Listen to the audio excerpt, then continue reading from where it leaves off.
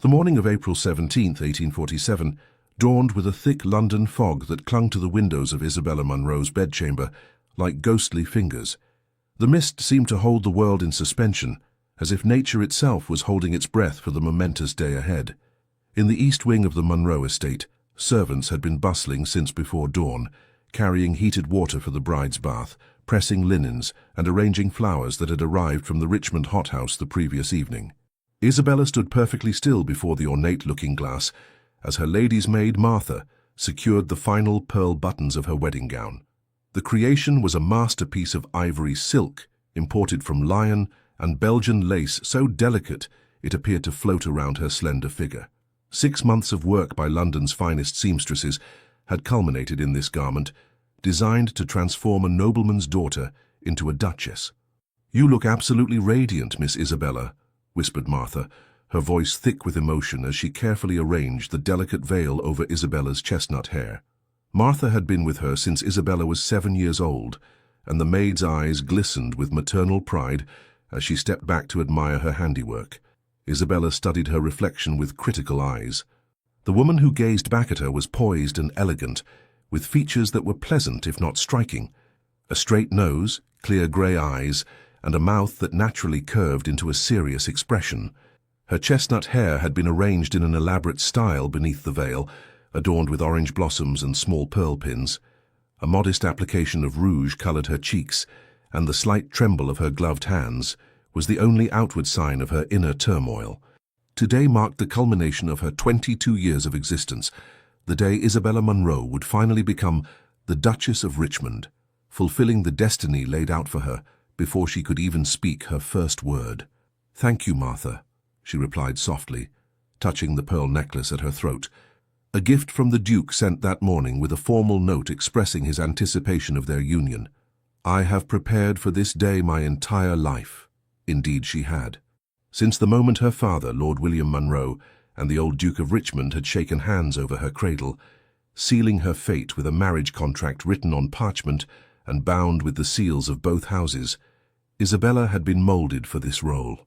Every lesson, every skill she had acquired was meant to prepare her to stand beside one of England's most powerful dukes. She had mastered French by age 10, adding Italian and German by 15. She could play Beethoven's most challenging sonatas with technical perfection, if perhaps less passion than her music master might have wished. Her watercolor landscapes had been praised by Royal Academy artists, and she could recite from memory the complex hierarchies and subtle nuances of proper etiquette that governed aristocratic society. And somewhere along the years of preparation, the young girl's dutiful acceptance had blossomed into genuine affection. She had met Edward Richmond only a handful of times, always in strictly chaperoned settings, formal dinners, a garden party at his country estate, once at the opera in London, where he had commented favourably on her French. His dignified demeanour and occasional kind words had been enough for her romantic heart to weave elaborate dreams around. In the privacy of her journal, she had practiced signing her new name, Isabella Richmond, Duchess of Richmond, the elegant script a testament to her hidden excitement. "The carriage awaits, miss," announced the butler Simmons from the doorway. His usually impassive face betrayed a hint of pride as he beheld the bride. "Lord Munro is ready to escort you." Isabella took a deep breath, steadying her nerves. Martha carefully draped the floor-length veil over her face, a symbolic barrier between the maiden she had been and the woman she was about to become. "You'll make a fine duchess, Miss Isabella," Martha whispered as she made a final adjustment to the train. "The finest Richmond has ever seen." The journey from the Munro estate to the Richmond Ancestral Chapel took 20 minutes by carriage. The morning fog had begun to lift, revealing glimpses of the lush April countryside coming into bloom. The Richmond Ancestral Chapel stood on a gentle hill overlooking the family's vast estate, its grey stone walls and Gothic spires dating back to the 15th century. As Isabella's carriage approached, she caught glimpses of England's most prestigious families entering the stone church. Ladies in their finest gowns and elaborate hats, gentlemen in formal morning attire with gleaming top hats and walking sticks, the cream of English society had gathered to witness the union of two great houses. Isabella's heart raced beneath her tightly laced corset. Through the carriage window, she saw the Duke of Wellington himself, hero of Waterloo, ascending the chapel steps. Cabinet ministers, peers of the realm, even distant royal cousins, all had come to see Isabella Munro fulfill the promise made at her birth. The carriage came to a stop before the chapel's ancient oak doors. Her father, Lord William Munro, a stern man of 50 whose business acumen had elevated their family's status beyond their relatively recent title, stood waiting to help her descend. His salt-and-pepper hair was impeccably groomed, his expression one of satisfaction rather than paternal affection. "Today you fulfill your duty to our family," he said, as he offered his arm, his usual greeting replacing any fatherly words of tenderness or pride. The marriage would cement the Munros' place in society, bringing their merchant wealth into the aristocratic fold through an alliance with one of England's oldest titles. "Yes, father," Isabella replied dutifully, though inside her heart sang with secret joy. For her, today was about more than duty or family advancement. It was about beginning her life with Edward, the man who had occupied her thoughts for years. The chapel doors swung open to reveal the interior, transformed by hundreds of white roses and burning tapers. The assembled guests, nearly 300 of England's elite, rose to their feet as the string quartet began the wedding march. The ancient stone walls seemed to hold their breath as Isabella took her first step down the aisle on her father's arm, her gaze fixed on Edward's broad shoulders at the altar ahead. He stood tall and proud in his formal attire, his aristocratic profile handsome against the backdrop of stained glass windows depicting his ancestors' military victories. The morning light filtered through the colored glass, casting a multicolored glow upon the scene. Isabella was halfway down the aisle when she noticed her 17-year-old sister Charlotte seated in the front row. The younger Munro daughter looked particularly lovely in a gown of pale blue silk that complemented her fair coloring, her golden curls arranged fashionably beneath a hat adorned with forget-me-nots. Charlotte caught her eye and smiled, but something in that smile, a knowing gleam perhaps, or a hint of secretive triumph, made Isabella's step falter momentarily. Lord Munro's grip on her arm tightened, urging her forward. The last few steps to the altar seemed to stretch endlessly as Isabella's heart pounded with anticipation. Finally, they reached the front of the chapel, where the elderly vicar waited with an open prayer book. Lord Munro placed Isabella's hand on the prayer book, symbolically giving his daughter to the church and to her husband. As Isabella took her place beside the groom, Edward finally turned to face her. She expected to see warmth in his eyes, perhaps even admiration as he beheld his bride for the first time on their wedding day. Instead, his expression was cold, distant, and determined. A chill that had nothing to do with the stone chapel's perpetual coolness ran through Isabella's veins. Before the vicar could speak the first words of the marriage service, Edward raised his hand in a gesture of interruption. "I must address the congregation," he announced, his voice echoing through the suddenly silent chapel. Isabella stood frozen, still clutching her bouquet of white roses, lilies, and myrtle. The scent of the flowers suddenly seemed cloying, overwhelming. "I cannot proceed with this union," Edward declared, each word falling like a stone into still water, sending ripples of shock through the assembled guests. Gasps and murmurs rose from the pews as fans fluttered with increased vigor. "I have come to realize that such an important decision as marriage must be based on more than mere agreements made in my infancy." Isabella felt the blood drain from her face as Edward stepped away from her side. The distance between them, merely inches in physical space, seemed to stretch into an unbridgeable chasm. "Miss Charlotte Munro," he continued, turning toward Isabella's younger sister, "has captured my heart with her vivacity and youth. It is she whom I wish to make my duchess." Charlotte rose from her seat in the front pew, a flush of triumph coloring her cheeks as she met Edward's gaze. The shock that rippled through the congregation was palpable.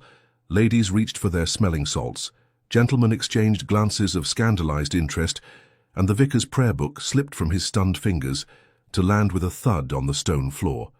But none of these reactions penetrated the fog of humiliation and betrayal that enveloped Isabella. The pain that stabbed through her heart was physical in its intensity, stealing her breath and blurring her vision. "This is outrageous," Lord Munro bellowed, stepping forward with his face contorted in fury.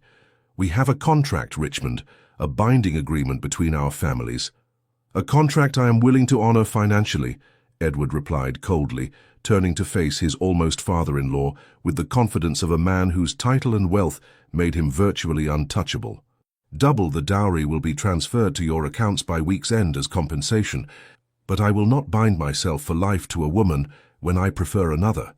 Even you, Lord Monroe, with your mercantile background, must understand the value of choosing the superior option when it presents itself.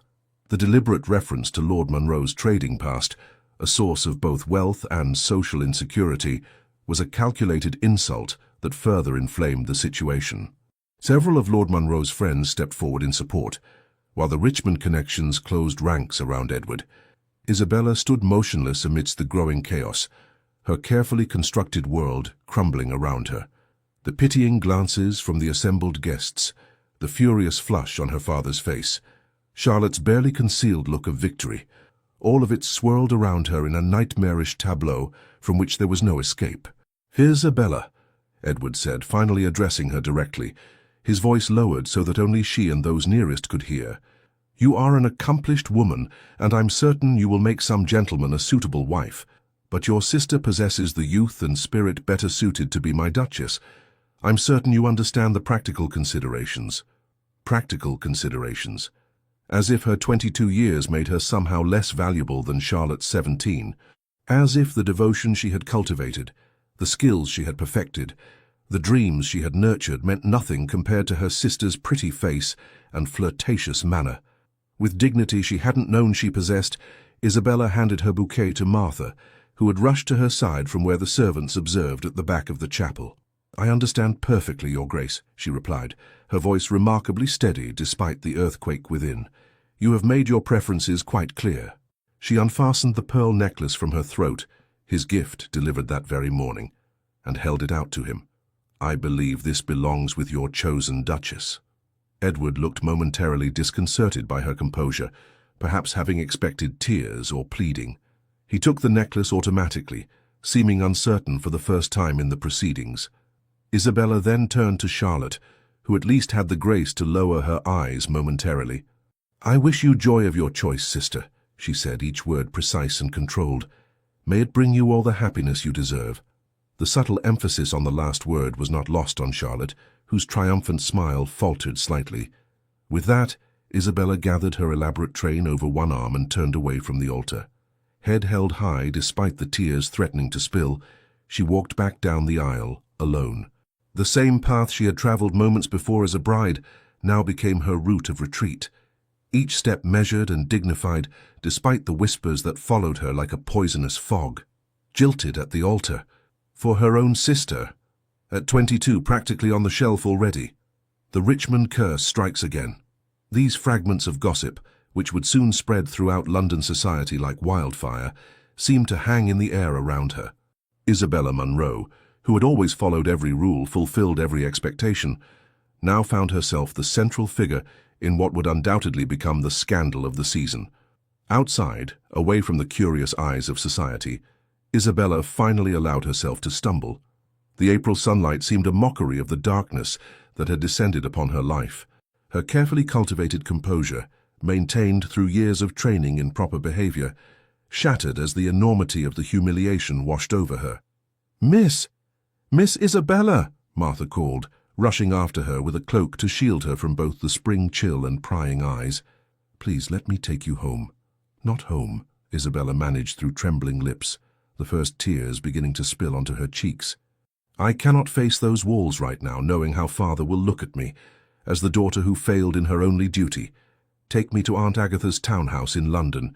She at least will understand what it means to be deemed insufficient by a man." Martha nodded, signaling frantically to the Monroe coachman, who had been waiting to transport the newly married couple to the wedding breakfast. He quickly brought the carriage around, helping Isabella inside while Martha shielded her from the first curious onlookers beginning to emerge from the chapel. As the carriage pulled away from the chapel, Isabella caught a final glimpse through the window of Edward and Charlotte standing together on the steps, already looking like the perfect ducal couple as the guests swarmed around them with renewed excitement.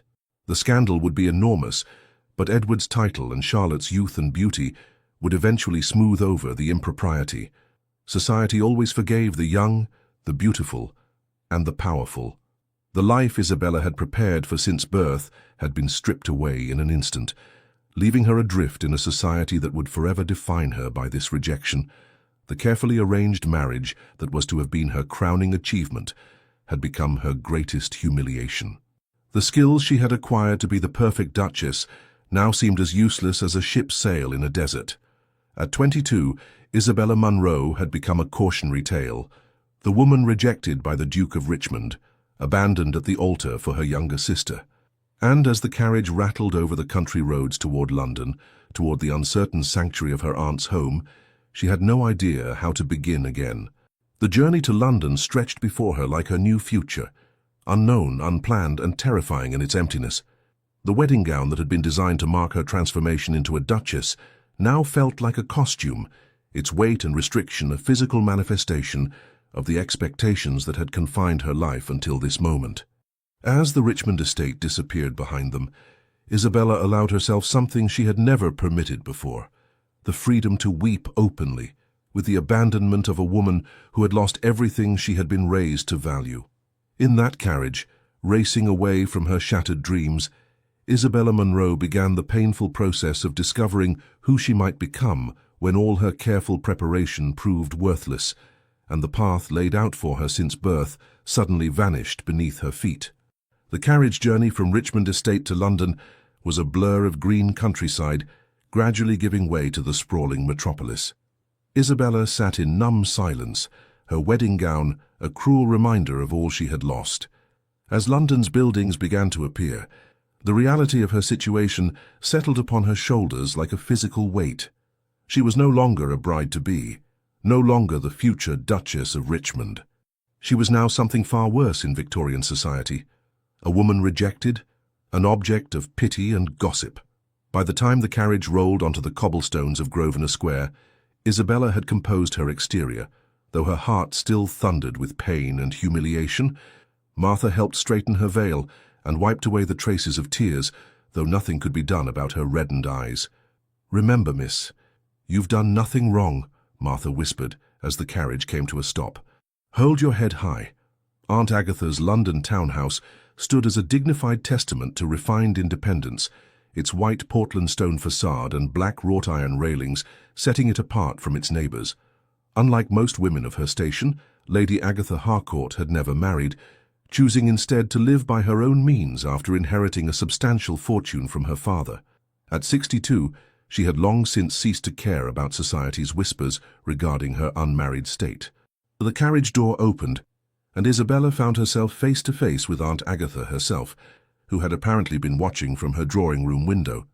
Tall and angular, with silver hair arranged in an unfashionably simple style, Lady Agatha Harcourt cut an imposing figure on her doorstep. Her sharp eyes took in Isabella's wedding attire, the carriage devoid of wedding guests, and her niece's devastated expression. With the quick intelligence that had allowed her to navigate society on her own terms for decades, she pieced together the situation immediately. "Absolutely disgraceful," Aunt Agatha declared, not waiting for an explanation as she helped Isabella from the carriage. "Edward Richmond always was an opportunistic cad, just like his father before him. The old Duke tried to court me once, you know, before settling for his cousin's fortune instead." The elderly woman's outrage on her behalf provided the first balm to Isabella's wounded heart. At least someone believed the fault lay with Edward, not with her supposed inadequacies. "Come, child," Aunt Agatha continued, leading Isabella inside with a protective arm around her waist. "What you need is a change of clothes, a pot of strong tea, and the knowledge that this humiliation will eventually pass. Jenkins," she addressed her butler, "have the blue guest chamber prepared for Miss Munro. She will be staying with us indefinitely." The butler, a dignified man who had served Lady Agatha for 20 years, merely nodded as if brides appearing on the doorstep in full wedding attire was a common occurrence. "Yes, my lady.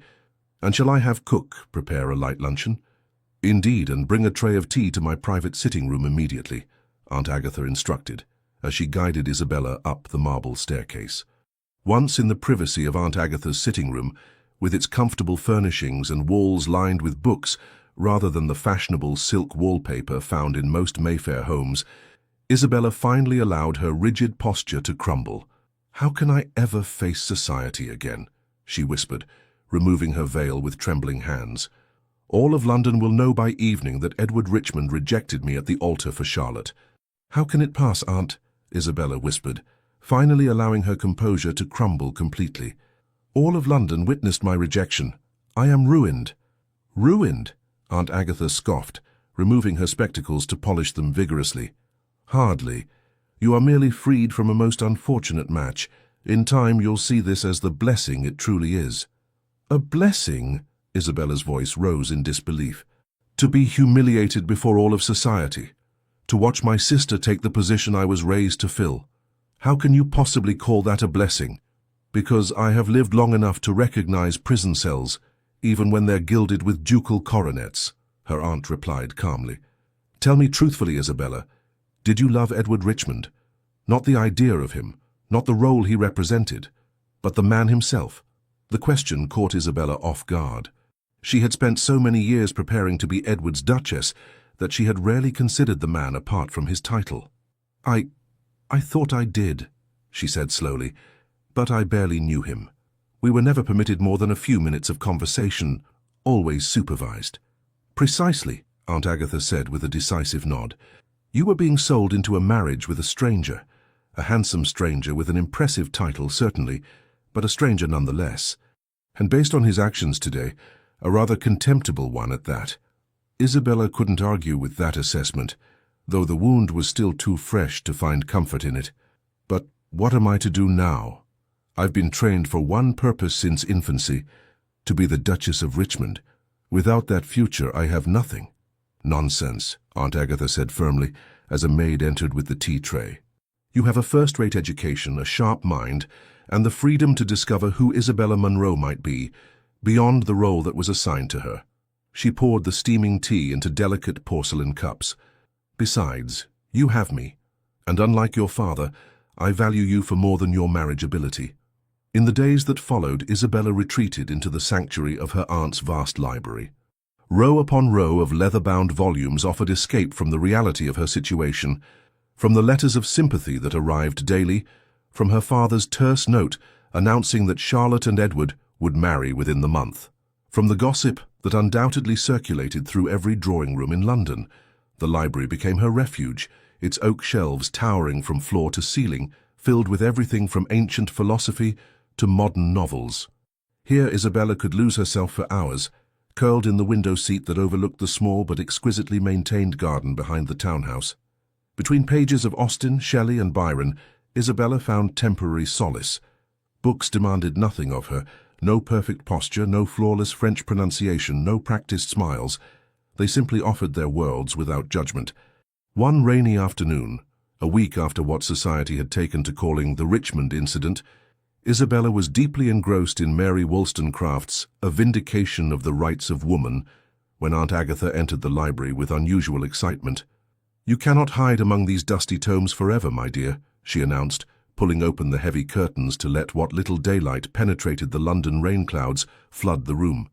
"The Spanish Duke of Mendoza has arrived in London on diplomatic business, and I have secured us invitations to Lady Pembroke's literary salon this evening, where he will be in attendance." Isabella looked up from her book with a frown.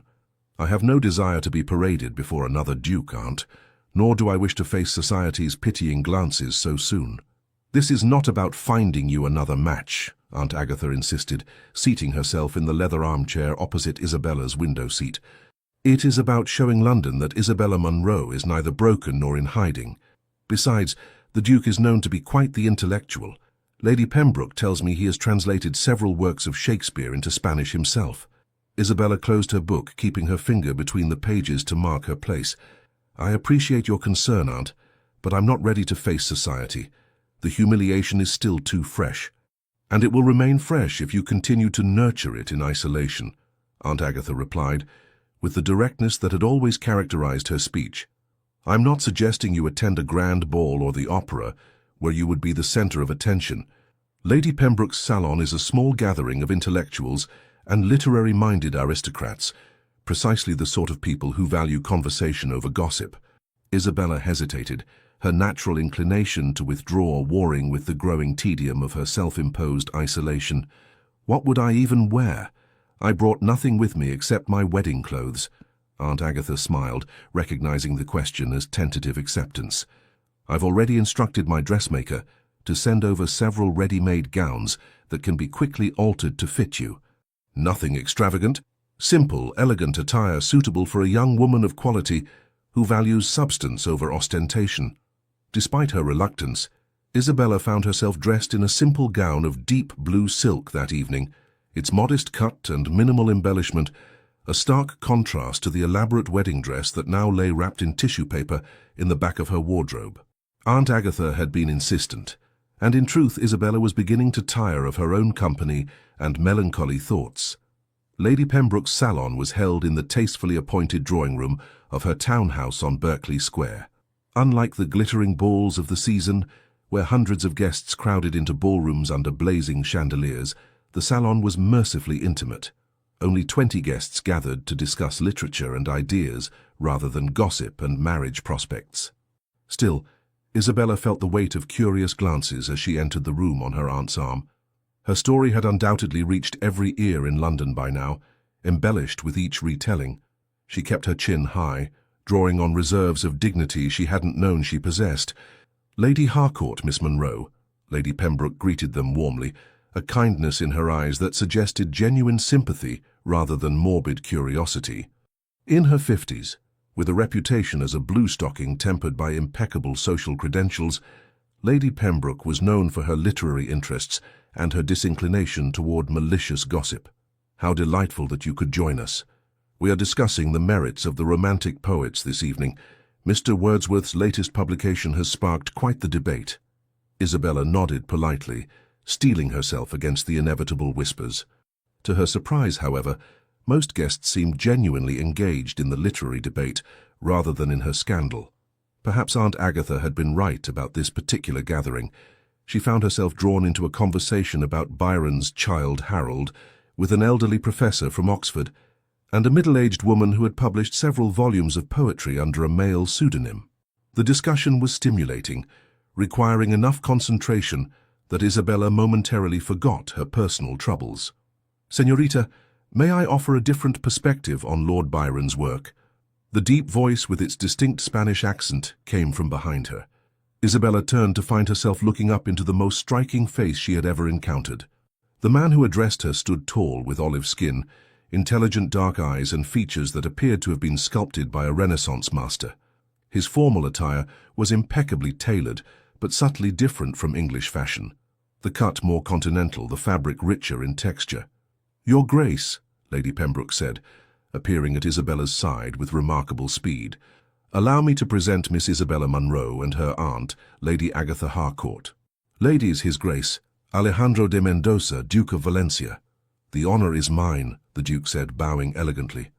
Unlike most English aristocrats, who treated such gestures as perfunctory social requirements, there was a fluid grace to his movement that suggested genuine respect. "I could not help overhearing your defense of Byron's Childe Harold. Your insights were most compelling." Isabella felt color rise to her cheeks. After weeks of being the subject of pitying glances and whispered conversations, to be addressed as an intellectual equal was unexpectedly refreshing. "You are too kind, Your Grace.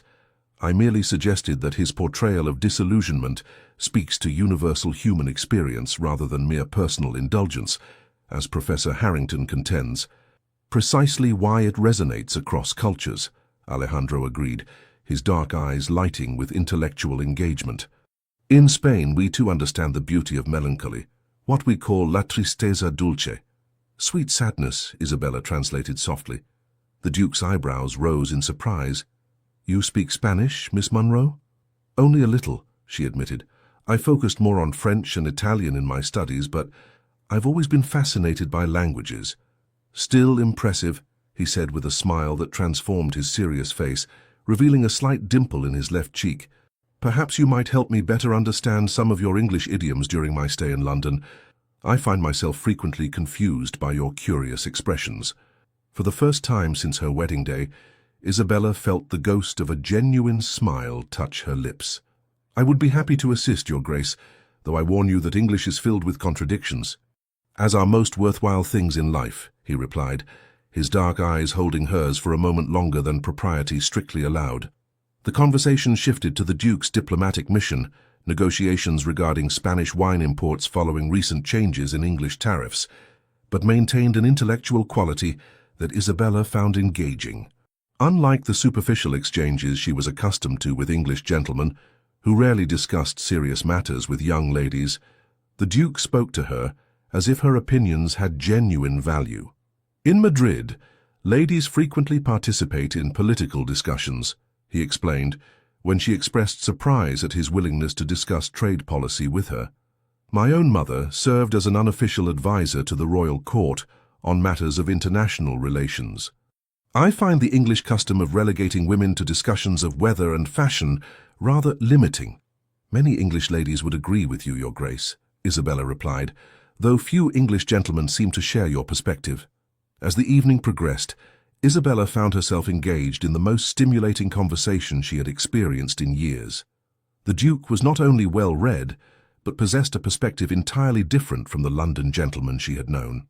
He spoke of literature as something lived rather than merely studied, and listened to her opinions with genuine interest rather than polite tolerance.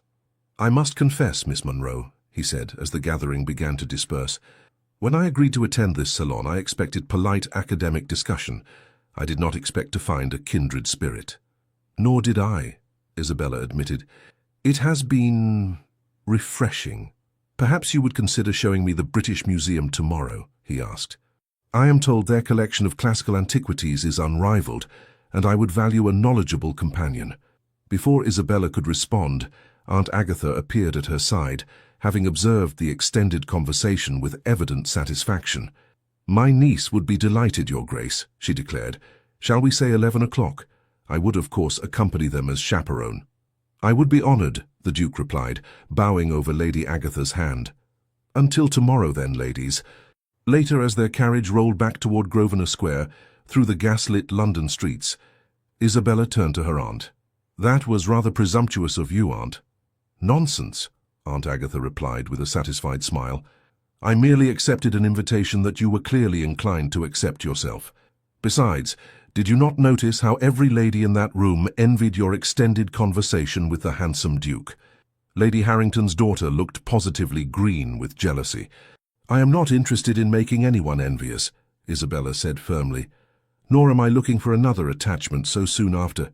After being fortunate enough to escape marriage to that unprincipled Richmond boy, Aunt Agatha finished for her. The Duke of Mendoza seems a man of genuine character and intellect. I'm not suggesting you marry him, my dear, merely that you allow yourself to remember there are worthwhile men in this world, men who see value beyond youth and a pretty face.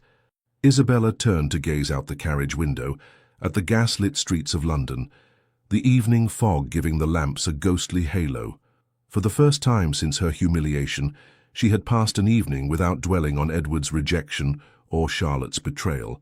The Duke's interest had been in her mind, her thoughts, not in her family connections or her suitability as a duchess. He didn't mention it, you know, she said softly. The scandal. He must have heard, everyone has, but he spoke to me as if you were a woman of intelligence and substance rather than merely a jilted bride, Aunt Agatha suggested. Perhaps because that is precisely what he saw. The carriage turned onto Grosvenor Square, the horses' hooves echoing on the cobblestones. As they approached Aunt Agatha's townhouse, Isabella felt something stir within her, not happiness, precisely, but a tentative curiosity about what the future might hold. Perhaps Aunt Agatha was right. Perhaps it was time to step back into the world, not as the woman rejected by the Duke of Richmond, but simply as Isabella Munro, with her own thoughts, her own interests, and possibly her own future. That night, for the first time since the wedding day, Isabella slept without dreaming of the chapel and Edward's cold eyes. Instead, her dreams were filled with the British Museum's marble halls and a voice with a Spanish accent discussing Byron's poetry. When she woke, the heavy weight of humiliation had lightened just slightly, making room for something she had not expected to feel again so soon: anticipation. As she stood at her bedroom window, watching the morning light gradually illuminate London's rooftops, Isabella realized that the path forward, though uncertain and unplanned, might hold possibilities she had never considered when her future seemed so rigidly predetermined. She rang for Martha to help her dress for the day.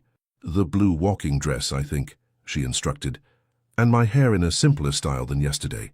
We're going to the British Museum." "Yes, miss," Martha replied, unable to hide her pleasure at seeing her mistress taking an interest in her appearance again. "And might I say you look better this morning? There's some colour in your cheeks." Isabella caught her own reflection in the looking-glass and was surprised to see that Martha was right. The hollow-eyed ghost who had haunted her aunt's guest room for the past weeks had begun to recede, replaced by a woman with a spark of life returning to her grey eyes. "It's just a museum visit, Martha," she cautioned, not wanting to acknowledge even to herself that she was looking forward to seeing the Spanish Duke again. "An educational outing, nothing more." "Of course, miss," Martha agreed, though her knowing smile suggested she wasn't fooled. As she arranged Isabella's hair in a fashionable but understated style, she added, "Still, it's good to see you interested in something again. That's all I meant." By the time 11 o'clock approached, Isabella found herself standing in the entrance hall, outwardly composed but inwardly nervous in a way that had nothing to do with the prospect of facing society again. The Duke of Valencia had awakened something in her that she had thought permanently extinguished by Edward's rejection: curiosity about another person, and perhaps more surprisingly, curiosity about herself. When the door knocker sounded precisely at 11, Isabella smoothed her skirts and took a deep breath. Whatever happened next, whether this outing led to friendship, something more, or nothing at all, she was, for the first time in her life, facing a day that had not been mapped out for her since birth. There was terror in such freedom, certainly, but also an exhilarating sense of possibility. The butler opened the door to reveal Alejandro de Mendoza, Duke of Valencia, standing on the doorstep in mourning attire, his carriage waiting at the curb. As he bowed over her hand in greeting, his dark eyes met hers with what seemed like genuine pleasure at seeing her again. "Miss Munro," he said, his accented voice somehow transforming her ordinary name into something melodic. "I have been looking forward to our expedition." "As have I, Your Grace," Isabella replied, surprised to discover that she meant it. Behind her, Aunt Agatha descended the stairs, ready for her role as chaperone, a knowing smile playing at the corners of her mouth as she observed the way the Duke looked at her niece.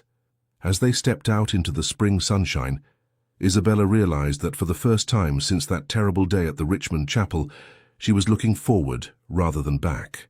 The woman who had been rejected at the altar was beginning to recede, making way for a woman she was only just starting to discover, Isabella Munro, not as she had been molded to be, but as she might choose to become. The visit to the British Museum marked the beginning of a transformation in Isabella's life. What began as a simple cultural outing evolved into a series of encounters that gradually rekindled her spirit. As April's showers gave way to May's gentle sunshine, Isabella found herself stepping further from the shadow of her humiliation and into a life she had never imagined possible. Over the following weeks, London society observed with growing interest as Miss Isabella Munro was frequently seen in the company of the Spanish Duke. Their outings, always properly chaperoned by Lady Harcourt, became the subject of speculation in drawing rooms across Mayfair. The very society that had pitied Isabella now watched with curiosity as she appeared at select gatherings with the distinguished foreigner at her side. What began with their visit to the British Museum expanded to afternoons in the Royal Botanical Gardens, attendance at the Royal Academy's exhibition, and even a musical performance at St. James's Hall. To Isabella's surprise, each encounter deepened her appreciation for Alejandro's character and intellect. Unlike Edward, who had barely spoken 10 sentences to her during their entire acquaintance, Alejandro seemed genuinely interested in her thoughts. He asked questions about her opinions on everything from politics to poetry, and actually listened to her answers. More surprising still, he often deferred to her knowledge on matters of English culture and history, treating her as an intellectual equal rather than a decorative companion. One particularly fine May afternoon found them strolling through Kew Gardens, with Aunt Agatha following at a discreet distance. The spring blooms were at their peak, filling the air with fragrance and painting the landscape in vibrant colours that seemed to reflect Isabella's gradually reawakening spirit.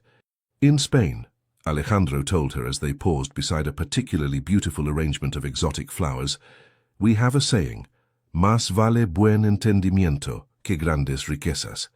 A good understanding is worth more than great riches. "That's lovely," Isabella replied, watching a butterfly alight on a nearby bloom. "Though I imagine many in English society would disagree, as would many in Spanish society," Alejandro admitted with a wry smile that transformed his serious features. "The nobility is not so different across borders, I'm afraid. We are all taught to value lineage and fortune above character. And yet, you seem to have escaped that particular lesson, Your Grace," Isabella observed, noting how he had greeted the gardener's children with the same courtesy he showed to the royal botanist they had encountered earlier. "Perhaps because I learned early that titles offer no protection against life's tragedies," he said, his expression growing serious. "My parents died when I was 14, a boating accident off the coast of Valencia. I inherited the dukedom far too young, with only my grandfather's guidance to see me through." "I'm so sorry," Isabella said softly, touched by this glimpse into his past. In their many conversations, he had shared little about his personal history, focusing instead on ideas and observations. "It shaped me," Alejandro continued, absently twirling a fallen blossom between his fingers. "Made me understand that life is unpredictable and precious. We must seize happiness where we find it, not where convention dictates it should be." They walked in comfortable silence for a moment, passing beneath a trellis heavy with climbing roses. The scent enveloped them, sweet and intoxicating in the warm afternoon air. "May I be bold, Miss Munro?" Alejandro asked suddenly, pausing beneath the canopy of blossoms. Isabella felt her heart quicken. "You may. I know of your recent situation," he said carefully. "London talks of little else, I'm afraid, but I want you to know that I see it as the Duke of Richmond's great misfortune, not yours." Isabella stopped walking, her cheeks flushing with embarrassment. Of course he knew. Everyone knew. She had foolishly begun to hope that perhaps he had somehow missed the gossip, or that he didn't care about it. But now the humiliation she had gradually been setting aside threatened to engulf her once more. "You need not offer kind falsehoods, Your Grace," she said stiffly, retreating behind the polite mask she had perfected over years of training. "I am well aware of how society views a rejected bride." "I offer no falsehoods," Alejandro replied firmly, his dark eyes holding hers with an intensity that made it impossible to look away. "Only my own observation that a man who would humiliate a woman of your intelligence and grace reveals his own profound lack of judgment, not yours." His words, spoken with such conviction, broke through a barrier Isabella hadn't realized she'd built. For weeks, she had carried the unspoken belief that she must somehow have been lacking, too plain, too serious, too old at 22 compared to Charlotte's 17 years. "Thank you," she whispered, blinking back unexpected tears. Alejandro reached for her gloved hand, a gesture that would have been improper had Aunt Agatha not been distracted by an exotic plant several yards away. "In Spain, we also believe that sometimes fate leads us through darkness, only to reveal a brighter path," he said softly. "Perhaps your Richmond was merely an obstacle on your true journey." The warmth of his hand through her glove sent an unfamiliar but not unwelcome sensation through Isabella. She should withdraw her hand, propriety demanded it, but for once she allowed herself to defy convention. They stood thus for a moment, connected by that simple touch, while butterflies danced around the roses above them, and London society seemed very far away. The following day, Isabella was still dwelling on that moment in the garden, when Jenkins, Aunt Agatha's butler, entered the library where she had been attempting to read. "A letter for you, miss," he announced, presenting it on a silver salver. Isabella recognized the handwriting immediately, her mother's elegant script. With trepidation, she broke the seal, wondering what news from home awaited her. The letter began with familiar formalities, but quickly came to its purpose. The Countess of Harrington was hosting her annual grand ball the following evening, and Lady Munro expected Isabella to attend with Aunt Agatha. More concerning still, the letter mentioned that Edward and Charlotte would be there, their first public appearance as husband and wife since their hastily arranged wedding 2 weeks prior. "I cannot possibly attend," Isabella told her aunt over luncheon, placing the letter beside her plate. "They will be there, as husband and wife." "Precisely why you must go," Aunt Agatha insisted, setting down her fork with a decisive click against fine porcelain. "If you hide away, you confirm every whisper that you are devastated beyond recovery. Besides," she added with a knowing smile, I have it on good authority that the Duke of Mendoza will be in attendance. How do you know that? Isabella asked, surprised. Because I took the liberty of ensuring he received an invitation, her aunt replied unapologetically. Lady Harrington and I have been friends since we were girls. She was quite amenable to adding the Spanish envoy to her guest list, especially when I mentioned his interest in English customs. Isabella shook her head at her aunt's transparent matchmaking. Even if he attends, I'm not certain I can face Edward and Charlotte together. The humiliation is still too raw. My dear, Aunt Agatha said, her voice gentler than usual, there will always be a reason to avoid facing them if you search for one. But consider this. Would you rather they believe they've broken your spirit, or would you prefer to show them that Isabella Munro is made of stronger stuff than they imagined? That evening, Isabella stood before her mirror, examining her reflection with critical eyes. Her gown was new, a creation of deep crimson silk that Aunt Agatha had insisted upon, claiming that Isabella had worn enough pastel colors to last a lifetime. Bold, not black for mourning, nor white for innocence, her aunt had declared when the dressmaker presented the design. A color that announces your transformation. The woman reflected back at Isabella barely resembled the bride who had stood in white just weeks earlier. There was a new awareness in her eyes, a slight lift to her chin that spoke of emerging strength rather than practiced poise. The crimson silk complemented her chestnut hair and fair skin, making her appear more vivid, more present than the watercolor pastels she had always worn as the dutiful daughter. When they arrived at Harrington House, Isabella took a steadying breath before entering the ballroom. The grand space glittered with hundreds of candles, illuminating London's elite in their finest attire.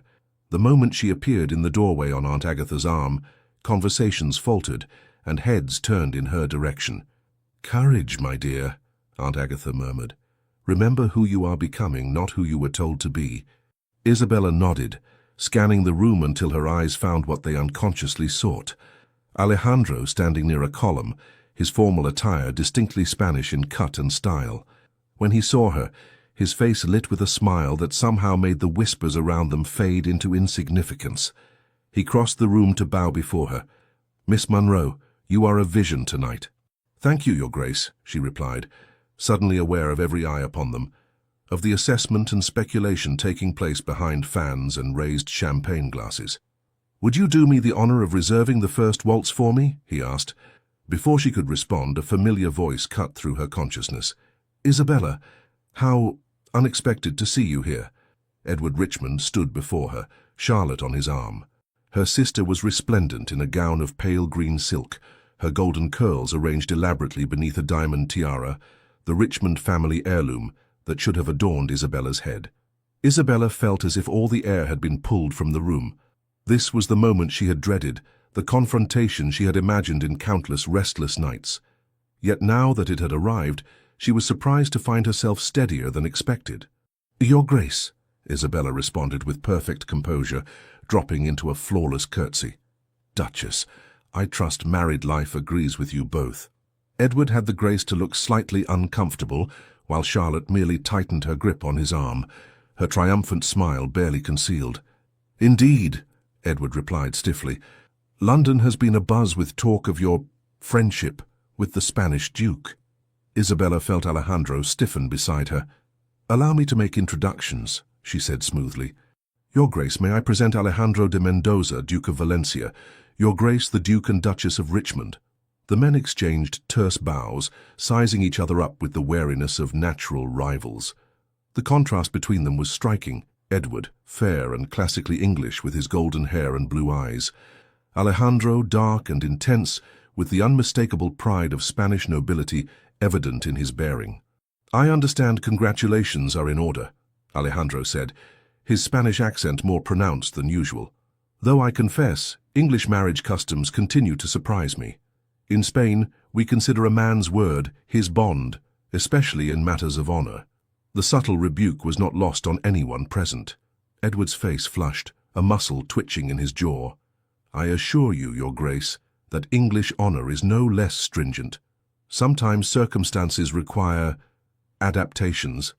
"How fascinating," Alejandro replied with dangerous politeness. "In my country we have another saying, el hombre que cambia de opinión como de camisa No merece confianza ni en la misa. The man who changes his mind as often as his shirt deserves trust, not even at Mass. Charlotte's eyes narrowed. Perhaps some Spanish lessons would improve your English, Your Grace. Your accent makes understanding difficult. Charlotte, Edward murmured warningly. Isabella felt a surge of unexpected strength. The sister who had betrayed her, the man who had humiliated her, they suddenly seemed smaller than she remembered, less intimidating. His Grace speaks 5 languages fluently, Duchess. How many do you speak now? Charlotte's face flushed with anger. But before she could respond, the orchestra began the opening notes of a waltz. I believe this is our dance, Miss Monroe, Alejandro said, offering his arm. As he led her onto the floor, Isabella felt a weight lifting from her shoulders. The couple they left behind no longer held power over her happiness. Whatever pain they had caused remained, but its sting had lessened. You handled that with remarkable grace, Alejandro murmured as they took their positions for the waltz. I had an excellent example of dignity before me, she replied, nodding toward him. As they moved across the floor, Isabella became aware of something shifting within her.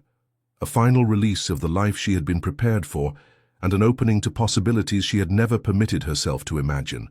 The gaze of society followed them, noting how well they moved together, how the Spanish Duke looked at his partner with undisguised admiration. There is something I must tell you, Alejandro said as they waltzed through the crowded ballroom. My diplomatic mission concludes at the end of this month. I will be returning to Spain. Isabella felt a sharp pang of disappointment. So soon? Yes, he confirmed. But before I go, there is something I must ask you. The music swelled around them as he guided her through the steps with confident ease. Other couples danced around them, but for Isabella, they might as well have been alone. In these weeks I have come to admire you greatly, Isabella, he continued, his voice low enough that only she could hear. Your intelligence, your resilience, your gentle heart. I find myself unable to contemplate returning to Spain without knowing if you might consider a future there. Isabella nearly missed a step. Your Grace, are you suggesting— I am suggesting nothing yet, he interrupted gently. Only asking if you might be open to the possibility of a life very different from the one you had planned. Spain is not England. Valencia is not Richmond. And I am not the man you were promised to since birth. No, Isabella agreed, a smile touching her lips. You are nothing like him, thank heaven. Alejandro's eyes widened at her response, then crinkled with pleasure. Does that mean you might consider my offer? I believe it means I would like to hear more about this offer, Isabella replied, surprising herself with her boldness. Perhaps tomorrow, in the park. As the waltz ended, Alejandro bowed over her hand. Tomorrow, then. For the remainder of the evening, Isabella moved through the ballroom with a new lightness. She noted the speculative glances, heard the whispers that followed her, saw Edward watching her with an expression she couldn't quite decipher. None of it mattered. For the first time in her life, Isabella Monroe was contemplating a future shaped by her own choices rather than by agreements made over her cradle. Later, as the carriage carried them back to Grosvenor Square, Aunt Agatha observed her niece with satisfaction. You seem different tonight, she remarked. More present. I feel different, Isabella admitted, as if I've stepped out of a role I've been playing all my life. And how does it feel, this freedom? Her aunt asked. Isabella considered the question. Terrifying, she said honestly, and exhilarating. The best things often are, Aunt Agatha replied with a knowing smile. That night, as Isabella prepared for bed, she found herself drawn to the window. The London sky was unusually clear, with stars visible despite the city's gas lamps.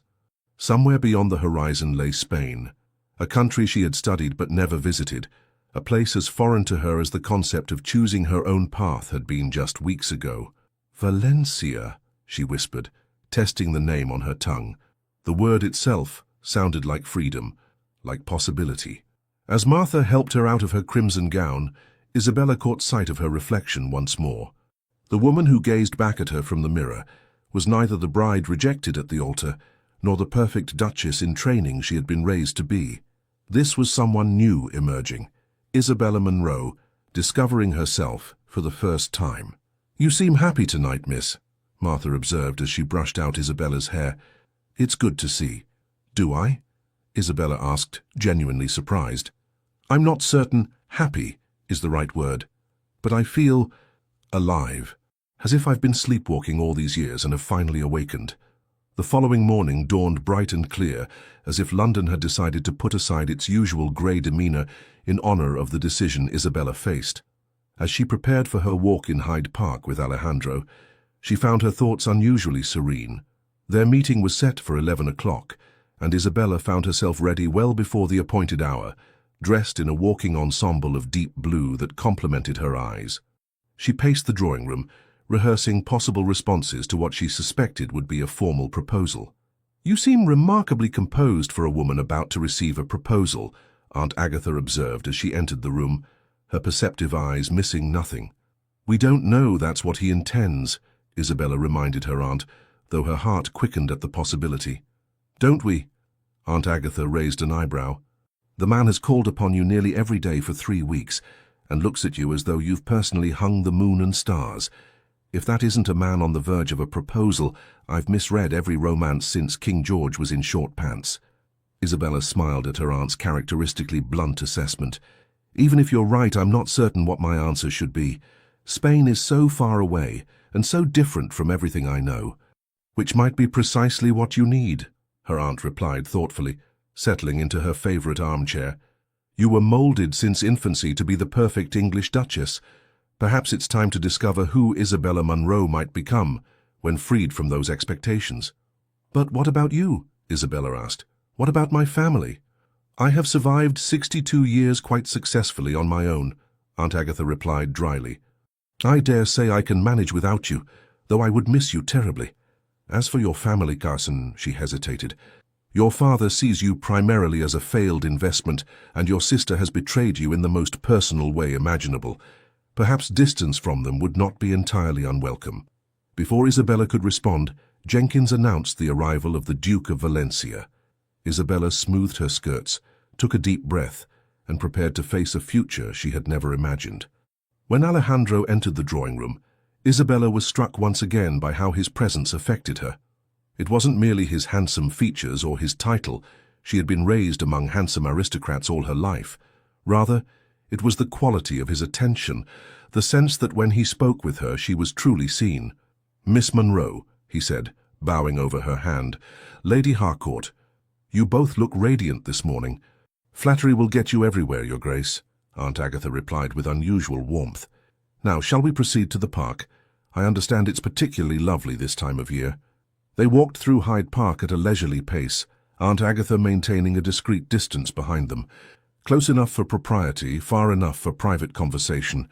The park was filled with fashionable Londoners taking their morning exercise, many of whom observed the trio with undisguised curiosity. "I've been thinking about what you said last night," Isabella began when they reached a secluded bend in the path overlooking the Serpentine. "And I have been thinking of little else," Alejandro admitted. "Perhaps I was too forward. If so, No," Isabella interrupted gently. "You weren't too forward. In fact, your honesty has been refreshing. All my life, I've lived with careful words and hidden meanings. You speak directly, and I value that more than I can express." Alejandro smiled, visibly relieved. "Then may I continue to be direct?" When Isabella nodded, he reached into his coat and withdrew a small leather case. "This belonged to my mother," he said, opening it to reveal an exquisite ring, a deep blue sapphire surrounded by diamonds. "In Spain we consider sapphires symbols of loyalty and truth, values I have found abundantly in you, Isabella." He took her hand, his expression solemn yet filled with warmth. "I did not come to England seeking a bride. I came on diplomatic business, expecting nothing more than tedious negotiations and formal dinners. Instead, I found a woman of extraordinary character, intelligent, kind, and stronger than even she knows." Isabella felt tears gathering in her eyes as he continued. "I know this is sudden. I know Spain is not your home and that my proposal comes at a time when you are still healing from betrayal. But I also know with a certainty I cannot explain that you are the woman I wish to share my life with." He knelt before her, there on the gravel path, heedless of his immaculate trousers. "Isabella Munro, would you do me the great honor of becoming my wife? Not because of arrangements made in your childhood, but because we choose each other freely as equals. Time seemed to still around them, the gentle lap of water against the lakeshore, the distant calls of children playing. The rustle of leaves overhead all faded into insignificance as Isabella looked into the eyes of the man before her. In that moment of perfect clarity, Isabella realized that the answer had been forming within her heart since their first meeting. Alejandro had entered her life when she believed herself defined by rejection, and had instead helped her discover her own worth beyond the role she had been raised to fill. The woman who had been betrayed at the altar was not the same woman who stood in the park today. In just a few short weeks, Isabella had begun to shed the layers of conditioning that had shaped her entire existence. With Alejandro, she glimpsed the possibility of a life built on mutual respect and genuine affection rather than duty and social expectation. "Yes," she whispered, then more firmly, "Yes, I will marry you, Alejandro." His face transformed with joy as he rose to slip the ring onto her finger. It fit perfectly, as if it had been made for her hand alone. "For you have made me the happiest of men," he said, raising her gloved hand to his lips. From behind them came the sound of applause. Aunt Agatha, abandoning all pretense of not eavesdropping, approached with a broad smile. "Well done, Your Grace," she declared. "I was beginning to fear I'd need to drop more obvious hints." "Aunt," Isabella protested, blushing furiously. "What?" "I'm an old woman with no time for unnecessary delays," Aunt Agatha replied unapologetically. "Now shall we discuss wedding plans? I suggest a small, elegant ceremony before you depart for Spain. No sense giving the gossips more time to wag their tongues." As they walked back through the park, arm in arm, Isabella was conscious of the curious glances directed their way. By evening, all of London would know that the woman rejected by one duke had captured the heart of another, more distinguished one. The narrative was too romantic, too satisfying for even the most cynical socialites to resist. But for Isabella, the true story was far more significant than any gossip could capture. In choosing Alejandro, and in being chosen by him, she had taken the first step toward defining herself on her own terms. The journey ahead would lead her far from the path that had been laid out for her since birth, across oceans to a land she had never seen. Yet as she looked up at the man beside her, she felt not fear but anticipation. The life awaiting her in Spain was unknown, but it would be her own, a life chosen rather than assigned, a future built on love rather than duty. As they reached the park gates, Isabella caught sight of a familiar carriage passing by, the Richmond crest emblazoned on its door. Through the window she glimpsed Edward's profile, his attention focused on some document in his hands, unaware of her presence. A month ago, such an encounter would have filled her with pain and humiliation. Today, she felt only a faint echo of those emotions, overshadowed by gratitude. Had Edward not rejected her, she would never have discovered her own strength. Had he not chosen Charlotte, Isabella would never have found Alejandro. Sometimes, she reflected as they continued their walk, what appears to be a cruel twist of fate is merely the beginning of a better story. The news of Isabella Munro's engagement to the Spanish Duke spread through London society with remarkable speed. By evening, every drawing room buzzed with the story, how the woman rejected by one duke had captured the heart of another, more distinguished one. The narrative was too romantic, too satisfying for even the most cynical socialites to resist. Even the Morning Post carried a small announcement the following day, noting the fortuitous alliance between an esteemed English family and Spanish nobility. For Isabella, however, the days following her engagement existed in a separate reality from society's gossip. Each morning brought a fresh awareness of the sapphire that now adorned her hand, not a symbol of duty, like the pearls Edward had given her on their wedding day, but a token of genuine affection and mutual choice. Lord Munro, upon receiving Alejandro's formal request for Isabella's hand, responded with characteristic pragmatism. "A Spanish dukedom is certainly acceptable," he wrote in his reply, delivered by messenger to Aunt Agatha's townhouse, "though I trust the financial arrangements will be thoroughly documented before any ceremony takes place." Isabella read her father's letter with a mixture of amusement and resignation. "He hasn't changed," she told Alejandro as they sat together in Aunt Agatha's drawing room, reviewing their plans for the small wedding that would take place before their departure for Spain. Everything remains a transaction to him. Then we must be grateful that our marriage will be something far more meaningful, Alejandro replied, his hand covering hers. In Spain, we have a tradition of las arras matrimoniales, 13 gold coins the groom gives to the bride during the ceremony, symbolizing his commitment to her welfare. I would give you 13,000 if it meant securing your happiness, but I suspect your happiness cannot be purchased with gold. No, Isabella agreed softly. It cannot. Though I confess I'm curious about all the Spanish traditions we'll incorporate into our ceremony.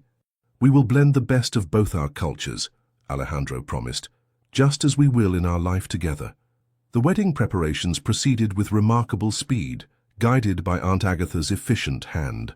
A small ceremony at St. George's in Hanover Square was arranged for the first week of June, allowing just enough time for a proper announcement and the gathering of necessary documents, but not so long that London society would have excessive opportunity to speculate or interfere. A month is rather quick, Isabella had worried when Aunt Agatha first proposed the timeline. Nonsense, her aunt had replied. It's perfectly respectable for a woman of your age, particularly given the circumstances.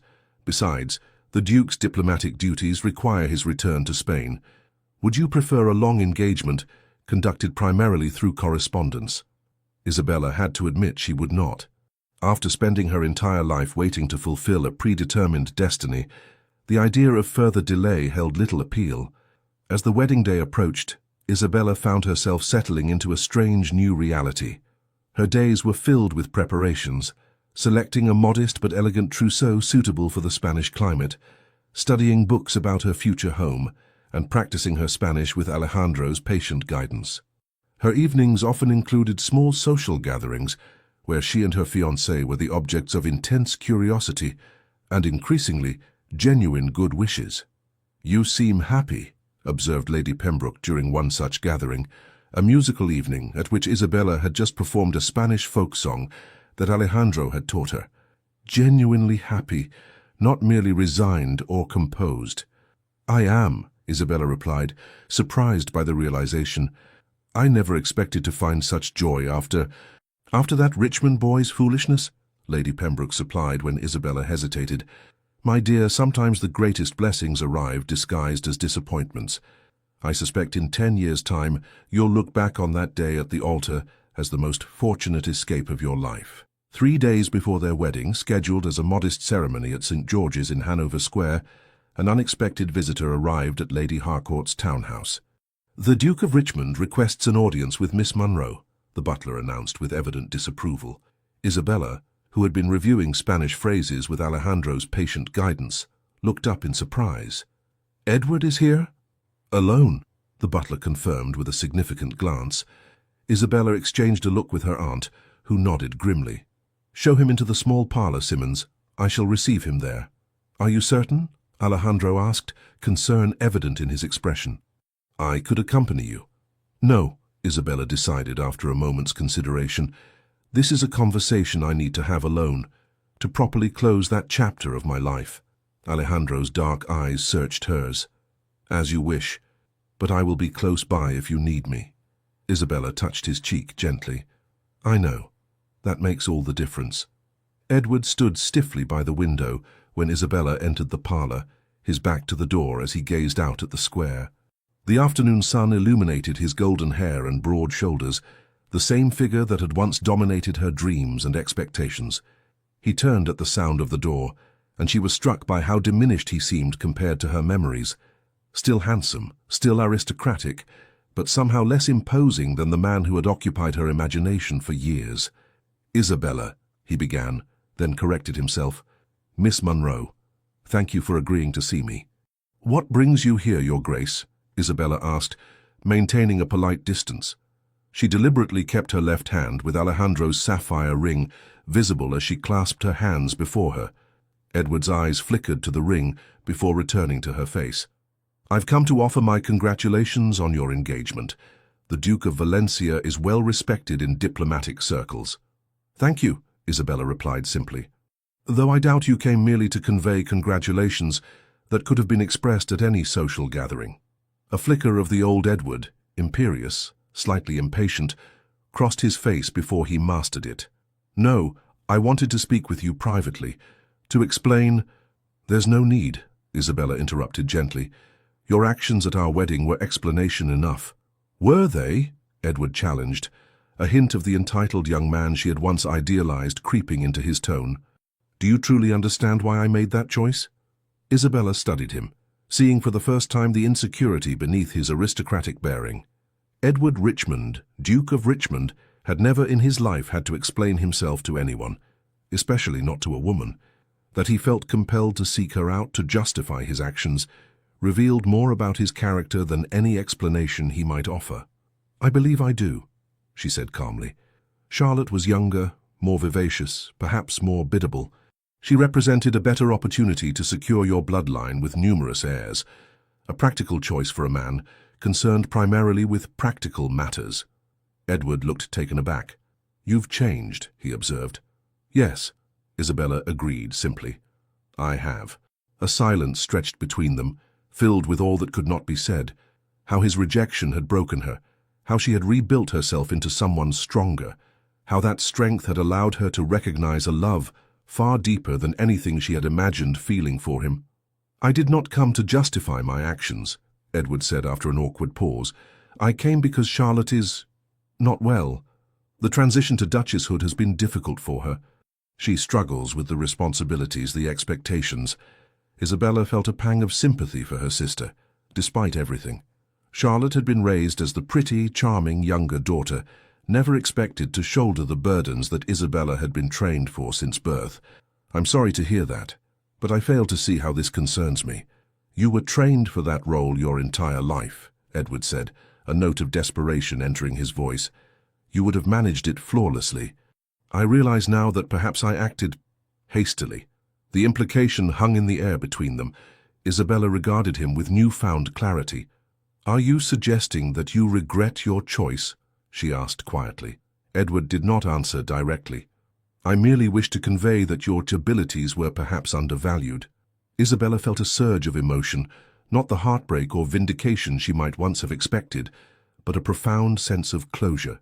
"3 months ago those words would have meant everything to me," she said softly. "Today they mean nothing at all. I wish you and Charlotte every happiness, Edward, truly. But my future lies elsewhere." She moved toward the door, pausing with her hand on the handle. "Perhaps you might try seeing Charlotte as more than a young, pretty bride. She has strengths of her own, different from mine. If you look for them, you might find a true partner rather than merely a duchess." Edward stared at her, astonishment evident in his features. "You've become quite philosophical, Isabella." "Not philosophical," she corrected him with a small smile. "Simply wiser about what truly matters in life. Good day, Your Grace." As she closed the door behind her, Isabella felt the last weight of her former life lift from her shoulders. In the drawing room, she found Alejandro waiting anxiously with Aunt Agatha, who made no pretense of disinterest in the unexpected visit. "All is well?" Alejandro asked, searching her face. "All is perfect," she assured him, taking his hands in hers. "I am exactly where I am meant to be." The morning of Isabella's wedding dawned clear and bright, as if nature itself approved of the union about to take place.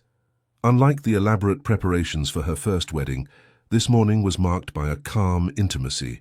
Martha helped her into a simple gown of ivory silk, new with no associations to her previous wedding, while Aunt Agatha supervised the arrangement of orange blossoms in her hair.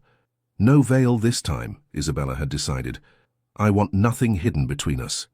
St. George's, Hanover Square, was modestly filled with a select group of London's elite, Aunt Agatha's friends, a few diplomatic associates of Alejandro's, and a small representation from the Munro family. Lord and Lady Munro sat stiffly in the front pew, their expressions a mixture of resignation and calculation.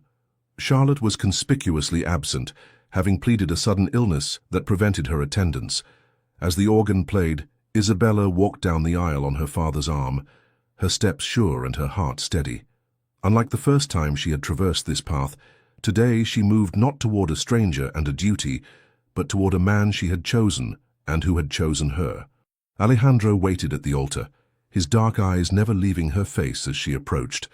When Lord Munro placed her hand in his, Isabella felt not the transfer of property from one man to another, but the joining of equals embarking on a shared journey.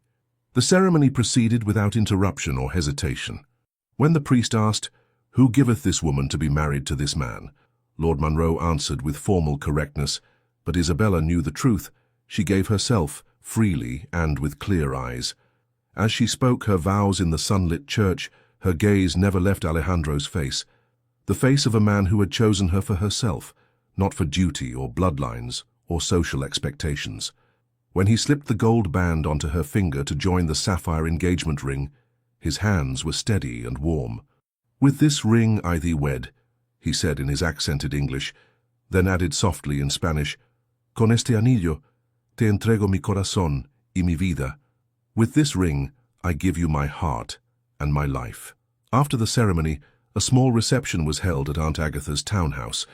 As Isabella moved among the guests on her husband's arm, the word still new and wonderful in her mind, she caught her father's eye across the room.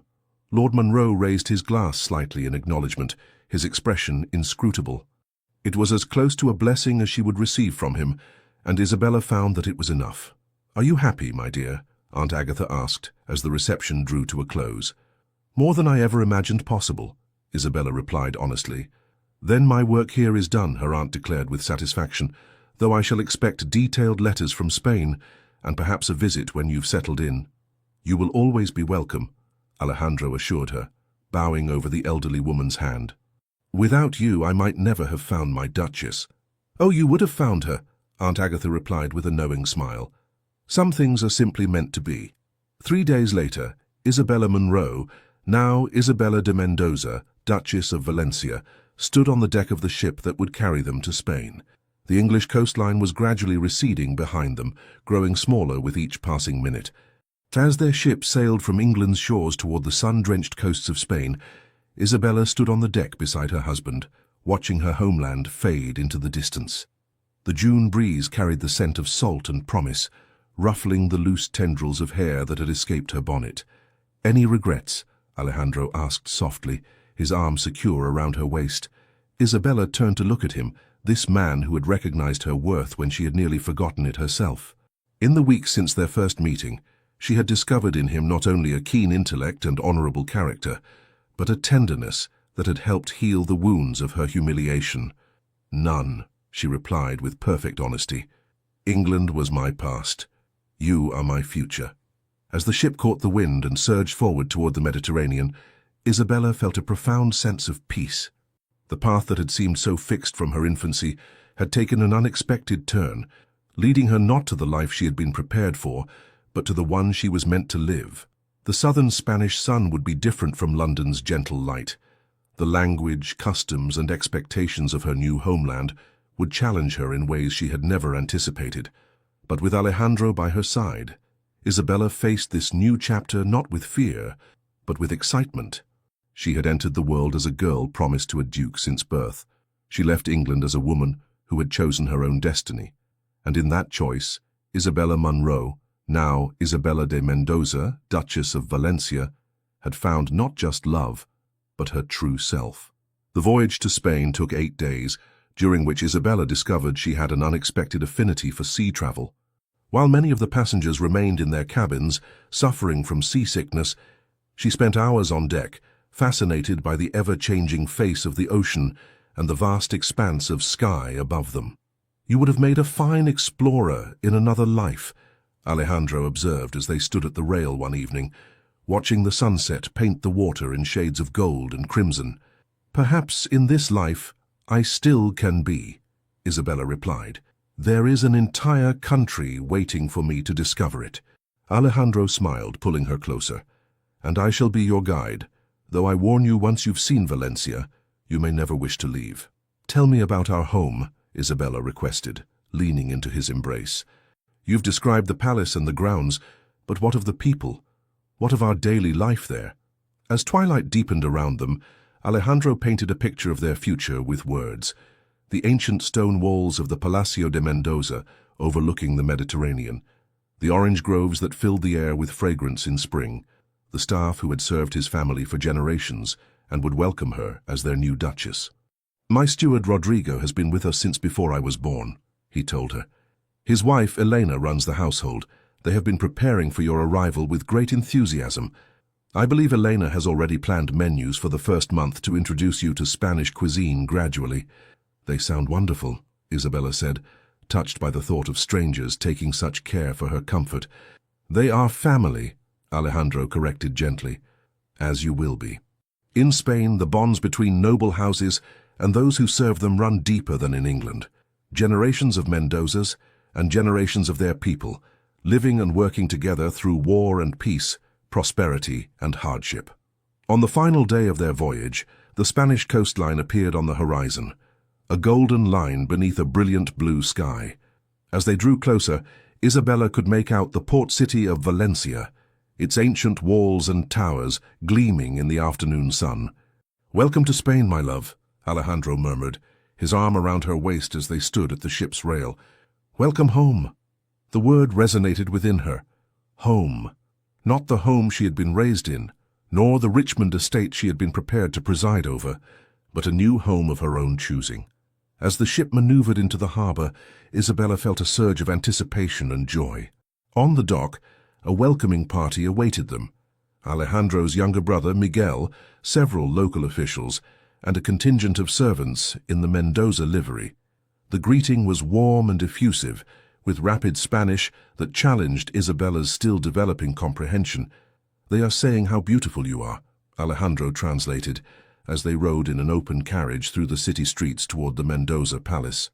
"And how fortunate I am to have found an English rose to bring to Spanish soil." Isabella smiled, taking in the sights and sounds of her new home. The narrow streets with their balconied buildings, the markets filled with produce she had never seen in England, the cathedral spires rising against the blue sky. Everything was bathed in a golden light that seemed to make colors more vivid, sounds more musical, life itself more intense than in the muted grays of London.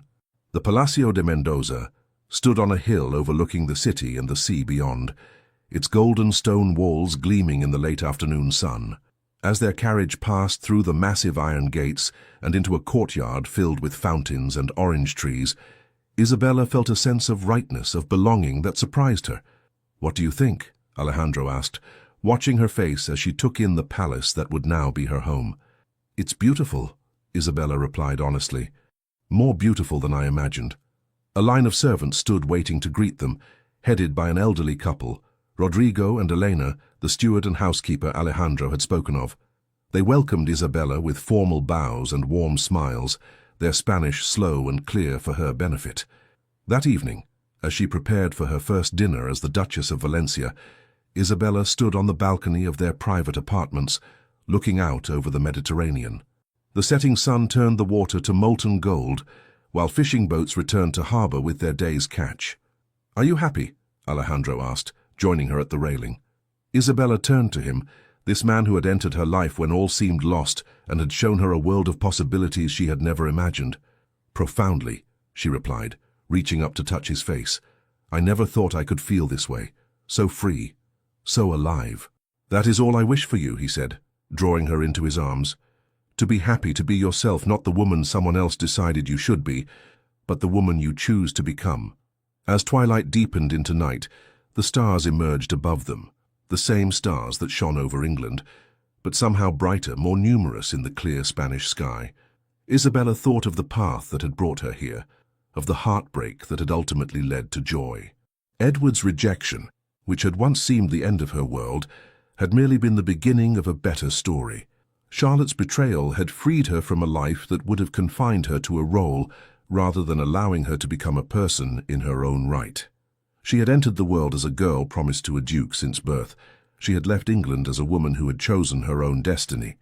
And in that choice, Isabella Munro, now Isabella de Mendoza, Duchess of Valencia, had found not just love, but her true self. 6 months later, the Palacio de Mendoza stood resplendent against the azure Mediterranean sky, its golden stone walls catching the warm afternoon light. From the terrace garden where Isabella sat sketching, she could see fishing boats dotting the bay below, their white sails bright against the deep blue water. 6 months in Valencia had transformed her in ways she could scarcely have imagined when she left England's shores. Her skin had taken on a golden hue from the Spanish sun, her once perfect English rose complexion replaced by a healthier glow. Her Spanish, once halting and formal, now flowed more naturally as she conversed with servants, local dignitaries, and the villagers who had welcomed their duke's English bride with unexpected warmth. "Working on another landscape, my love?" Alejandro's voice came from behind her as he emerged from the palace, loosening his cravat in the afternoon heat. Isabella smiled up at her husband. "Not today. I'm writing to Aunt Agatha." He settled beside her on the stone bench, glancing at the lengthy letter filled with her neat handwriting. "And how is the formidable Lady Harcourt?" "Thriving as always," Isabella replied with a fond smile. "She writes that she's considering visiting us next spring. Apparently London society has grown tediously predictable in my absence." Alejandro chuckled. "I look forward to it. Your aunt's observations on Spanish customs will undoubtedly be entertaining." Isabella set aside her writing. "She also sent news of the Richmonds." "Did she?" Alejandro's tone remained neutral, but his eyes betrayed his interest.